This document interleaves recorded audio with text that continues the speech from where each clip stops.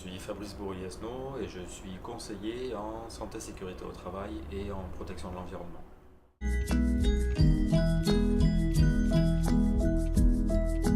Alors l'évaluation des risques professionnels, c'est un outil de prévention des risques d'accidents de travail et de maladies professionnelles. Il comprend un inventaire des risques qui est réalisé sur le terrain par une observation du travail. Il comprend aussi une priorisation de ces risques en fonction de leur importance. Et il comprend enfin un plan d'action de prévention des risques d'accidents de travail et des maladies professionnelles. On peut parler des risques de chute, des risques liés à l'utilisation de machines dangereuses, des risques liés à l'utilisation de produits chimiques, etc., etc.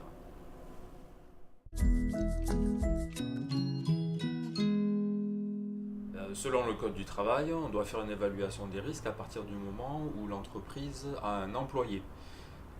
Donc dès le premier employé, que ce soit un salarié en CDI, en CDD, un intérimaire, un stagiaire, un apprenti, on doit réaliser cette évaluation des risques.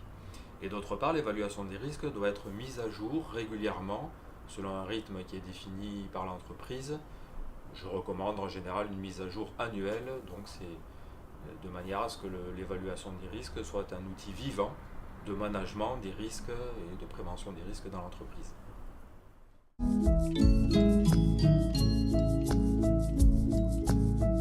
Alors le document unique, c'est tout simplement le support sur lequel on va écrire l'évaluation des risques. Ça peut être un support sous forme papier ou un support numérique. Il existe également des logiciels que l'on peut trouver sur Internet. Il y a aussi des modèles très nombreux par métier que l'on peut trouver très facilement sur Internet. Mais j'ai envie de dire que peu importe le support, l'essentiel c'est la démarche.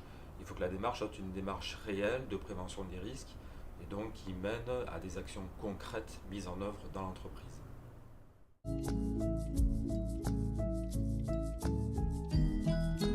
La CMA organise des formations d'une journée.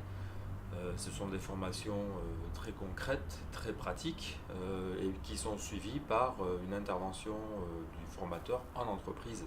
Et donc ça permet à l'entreprise de vraiment observer le travail réel et mettre en place des actions concrètes pour prévenir les risques d'accidents de travail et de maladies professionnelles.